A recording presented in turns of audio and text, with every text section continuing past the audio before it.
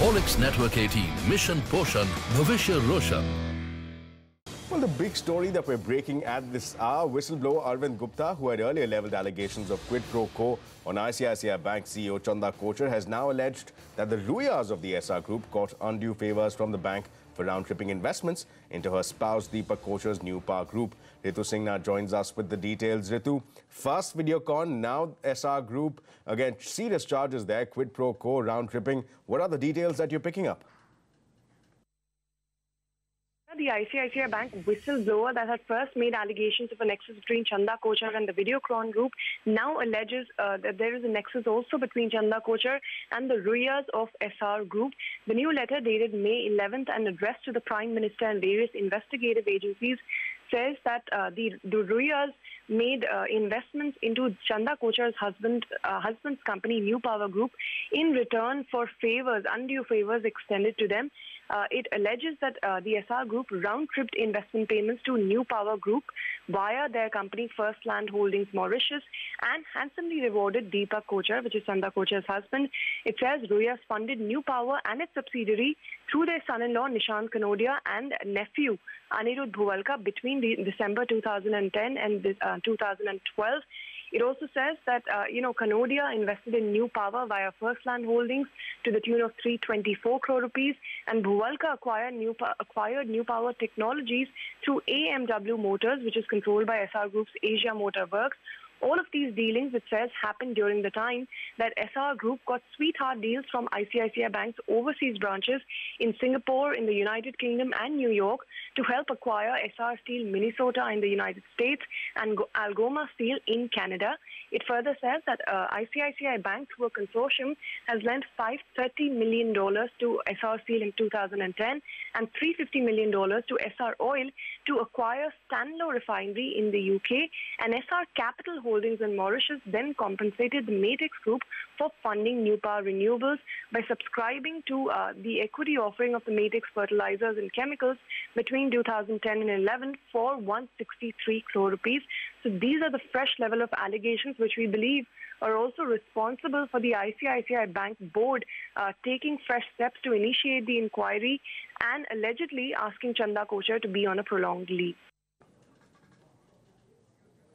Right, Ritu, thanks a lot for those details. There's some serious questions being raised there by the whistleblower on corporate governance practices. Let's move ahead now. There's some temporary relief coming in for power companies. Yesterday, the Allahabad High Court directed the Finance Ministry to meet the RBI as well as power companies and find a solution for the sector's bad loan problems. Now, the High Court went one step further and said that no coercive action be taken against the power companies under the RBI's February circular till this meeting takes place, provided, of course, that the company in question is not a willful defaulter. Remember, earlier this year, a parliamentary panel report on non-performing assets in the power sector had expressed concerns over the quantum of bad loans in the power sector. The report had highlighted that the banks had not been prudent while considering loans for the power projects. Now, we reached out to Ashok Khurana, the Director General of Association of Power Producers, Harry Dhol of Independent Power Producers Association, to get a sense of what they made of this order. We also spoke to V.G. Kannan, the Chief Executive of Indian Banks Association. Take a look. Subvention, it has not been implemented even once. However, the fear of subvention is there. See, my idea is, if you give the same category of assurance to private chaps, then states know that if they don't pay, the RBI can make direct deductions. Okay, there's a tripartite agreement. The very fact that agreement exists is enough deterrent for state to pay. Government has come up with a scheme about a year back on a flexible coal utilization, coal tolling policy, which will basically say that all projects which are really running at very high energy rate of 4 rupees, 4.5 rupees, they can save huge amount of money by not running the assets and transferring this coal to the new projects which are without the coal and PPA. I am pretty optimistic that between APP, IPPI, the bankers, all of us getting together with the ministries and the government can work together to find a solution, because it's not something which is impossible. You cannot say that I won't supply you coal, I won't supply you, give you rail wagons, I won't pay you for the power that you supply me, I won't give you coal linkage and a whole bunch of other issues, and I'm going to hold you responsible for setting up what I call a national asset. We need to come out with an out-of-box solution. And I think the government is really looking forward to that, and we are looking forward to working with them to find it. I think the issue is regarding power sector, complications on the receivables coming from the discoms. And many of these stall projects and some of the projects which are already in operation, they are unable to generate surplus. And this particular circular, like many other industries, would hit power industry substantially. Bankers would not like these accounts to go to NPA and have take a haircut, in as much as many of the power companies have been dependent on the discoms, and we expect some relaxation. Well, the Finance Ministry sources have told us that they'll begin reacting to this once they get the official copy of the order.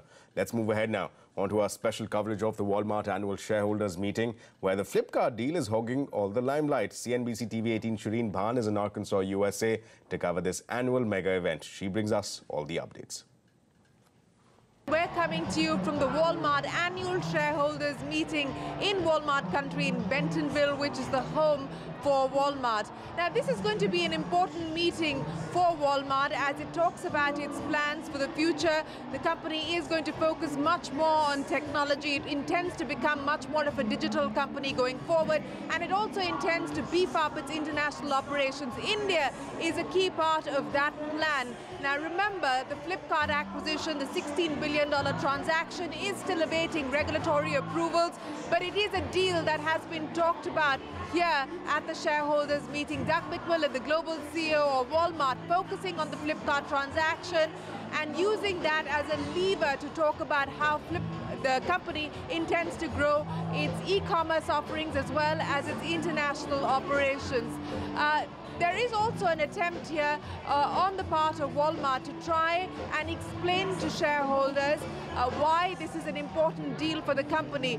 Remember, the promise is that they will be able to leverage the synergies both at the front end and at the back end, but more so at the back end, and enable sellers on the Flipkart platform to be able to use the Walmart platform, and for Walmart to be able to source more from India globally. India is one of its fastest global sourcing hubs. But there are also concerns on regulatory clearances. The Competition Commission of India's nod is still awaited, and resistance is building from India's retail trading community against this particular transaction. So Walmart is hoping that it doesn't go down the same route that it did with Bharti previously, and that this transaction will get the all clear. But as you can see, excitement here at the shareholders meeting. The last fiscal has been a good year for Walmart, $500 billion in revenue, and 10 out of the 11 international markets have recorded positive growth. So the company is hoping to be able to continue with the same kind of growth trajectory, and hoping that key markets like India will also kick in with future growth. Last year, our revenue was higher than our revenue growth was higher than the annual growth of Target, eBay, Netflix, Snapchat, Spotify, Twitter, and Tesla combined. The fundamentals of our business, thanks to all of you, are strong. And the resulting financial strength gives us flexibility. We've announced bold steps like our investment in India's Flipkart and the proposed combination with Sainsbury's in the UK, so that our Asda colleagues are positioned to thrive. Meaningful change is rarely easy, but it's essential to set us up for success in the future. We're on a growth trajectory that not too long ago most people wouldn't have predicted. We're seeing that in the traditional ways we measure our growth. For example, across our businesses, comp store sales are at their highest levels in years. We've made our biggest commitment ever to e-commerce and have grown at a much faster rate in the US since Walmart.com became jet-powered. We're also being creative and flexible on how we reshape the markets that we're in, such as with our JD.com investment in China, combining our business in the UK with Sainsbury, and our recent acquisition of the leading e-commerce company in India, Flipkart.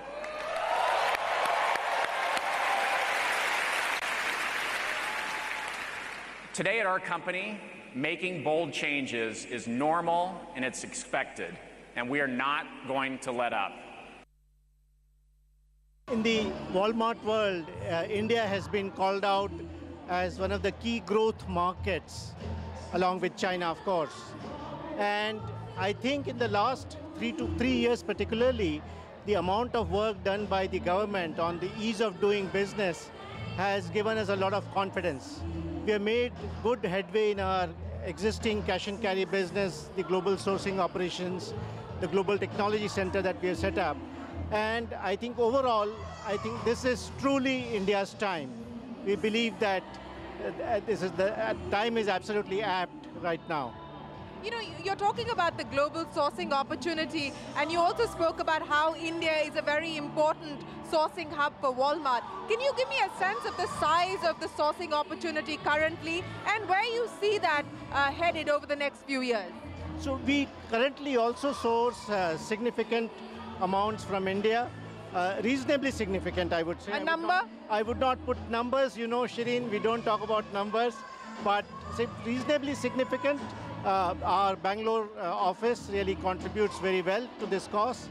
But I believe that Walmart in the future, in the next 10 years, has significant opportunity in terms of stepping up its global sourcing from India. And that will give a lot of opportunities to small and medium enterprises to sell to the Walmart world all over the globe. Hi, Rag. Shireen from CNBC India. You spoke about the tolerance that you have for losses at Flipkart, but I wanted to ask you what degree of tolerance you have in terms of awaiting regulatory clearances. There is a fair amount of resistance that's now building up in India, especially the Retailers Association. You've seen this play out in the past as well. Are you starting to get nervous? We're heading into an election year in India, and given your history in India, would you start to get nervous now? Not until you just asked me that question. I was fine. Maybe I need to be more. But, you know, seriously, when you look at our investment in India, I think the merits are strong. I think Walmart can add value to Indian society. As you know, we've been there for a long time, and I've invested time there. And I really do feel like whether it's the food supply chain or things over time, Walmart supporting Flipkart can make an even bigger difference in the country, and I think the government will see it that way, and we'll be patient, let them take their time, ask their questions, answer their questions, and ultimately we believe it will be supported. Well, so that was it so far as Walmart's India play was concerned, but how is the retail giant laying out its future growth roadmap? Moreover, are they well prepared when it comes to the impending threat of United States of America entering into trade tussles with other countries? CNBC's Courtney Regan brings us the latest. It was a big week and a big day here for Walmart in Northwest Arkansas. And really, we finished it up with comments from Walmart CEO Doug McMillon, taking a couple questions from the media just moments ago. I asked him what a trade war could mean for Walmart. Walmart around the world buys the vast majority of the goods we sell in each market in the market where we operate. It helps with reduced lead times. It helps create jobs in that area. We sell a lot of food. So in every market, we're way up the 90% plus sourced locally. If other things happen, we'll manage it as we go. We have hedging strategies. And have a lot of experience managing it through it. But we do continue to advocate with governments and others for solving these issues in a productive way, and hopefully sooner rather than later. And before that media Q&A, the C-suite executive spoke to analysts. Mark Laurie, Walmart e-commerce CEO, says that he's really looking for more brands to add to the website, saying he really only has about 50% of what he would like to have as far as items online right now. He also said he's talking to lots of companies about partnerships like that new Lord & Taylor partnership that's popping up on Walmart.com this week. Earlier today, McMillon spoke to thousands in this arena here behind me, associates from all over the world, saying Walmart needs to embrace technology to move into continued success for the future, even if that means that shareholders are going to have to be a little patient to see those results. Chairman Greg Penner says that Walmart is back to risk-taking. He called it a growth retailer. CFO Brett Biggs says that Walmart is a disruptor. Now, of course, there's always lots of fun. We had the celebrity MC, Jamie Foxx. That was a surprise, along with musical performances by Cassidy Pope, Carly Rae Jepsen. You know, she sings Call Me Maybe, Wilf. I feel like you love that song. And then it ended with Jason Derulo. So a lot of business, but a lot of fun here in Arkansas, too. Right, so on that note, let's head into a very short break. But coming up on the other side, farmers' mega 10-day protest enters day 2. Farmers shut down supply of milk, vegetables and essential farm produce. The cities demand farm loan waivers, right price for their crops, among others. We get you the details on the other side.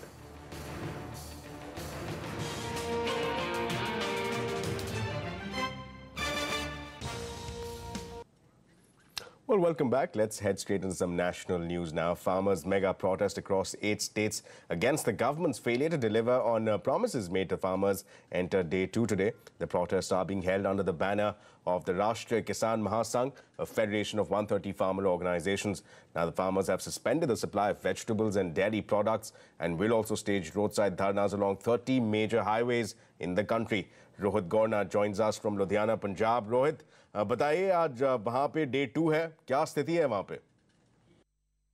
किसानों के द्वारा आज दूसरे दिन भी प्रदर्शन किया जा रहा है। पंजाब के लुधियाना में आज किसानों के द्वारा सड़कों पर दूसरे किसानों को रोका जा रहा है और उनका प्रदर्शन के दौरान जो भी दूध यहाँ पर शहर की तरफ लेके जा रहा है उनका दूध वहाँ से उनसे लेकर सड़कों पर फेंका जा रहा है। आप देख सकते हैं कि सब्जियाँ फेंकी जा रही हैं, दूध के ड्रम फेंके हुए हैं, दूध बड़ी तादाद में यहाँ पर सड़कों पर फेंका जा रहा है और केंद्र सरकार के खिलाफ यहाँ पर नारेबाजी लगाई जा रही है और ये चीज़ें साफ जाहिर कर रही हैं कि केंद्र सरकार के खिलाफ किस तरीके से इनका रोष प्रदर्शन है और लगातार ये नारेबाजी लगा रहे हैं और इनकी एक ही मांग है कि जो पेट्रोल और डीजल के रेट जो बढ़ रहे हैं उनके ऊपर कहीं ना कहीं अंकुश लगाने की ज़रूरत है, उनके रेट कम करने की ज़रूरत है और साथ ही साथ स्वामीनाथन रिपोर्ट को लागू करने के लिए ये इनकी डिमांड की जा रही है। दूध बड़े तौर पे आप देख सकते हैं कि दूध फेंका हुआ है, ये देख लीजिए, सब्जियां फेंकी हुई हैं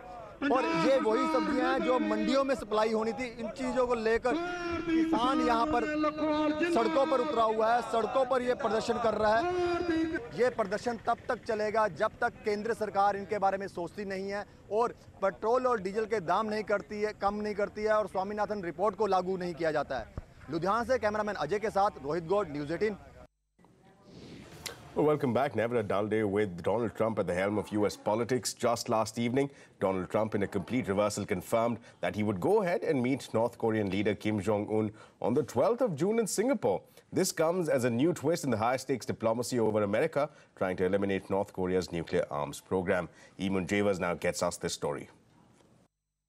Something of a surprise mini summit here at the White House with the #2 official from North Korea, Kim Yong-chul. He's the former head of the Reconnaissance General Bureau. That's the name of the North Korean intelligence service. So their former top spy walking into the White House. And then as you see these pictures here, emerging after more than an hour in the Oval Office with the president, emerging for a small photo op and a couple of handshakes with the President of the United States. We are told now that the president has read the letter that Kim Yong-chul delivered to the President of the United States on behalf of Kim Jong-un, the leader of North Korea. No word on what the content of that letter was yet, but the President, speaking to reporters here just after the official left the White House grounds, said that he could confirm that the summit will go ahead on June 12th, but also sought, I thought, to limit expectations. Here's what the President said.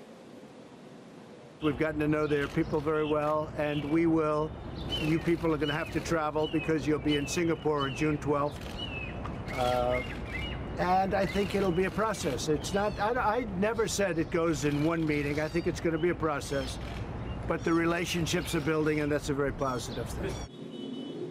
So the president there saying that it could be a process. There could be more than one meeting with the North Koreans. He also said that he doesn't like to use the term maximum pressure anymore. Now that things seem to be warming between the United States and North Korea. That was his phrase that he used to describe the U.S. approach to North Korea diplomatically. Maximum military pressure, maximum economic pressure, ratchet up the sanctions. Today, though, the President of the United States said, I look forward to the day when I can take the sanctions off North Korea. So a real warming here ahead of a summit that's now scheduled again for June the 12th.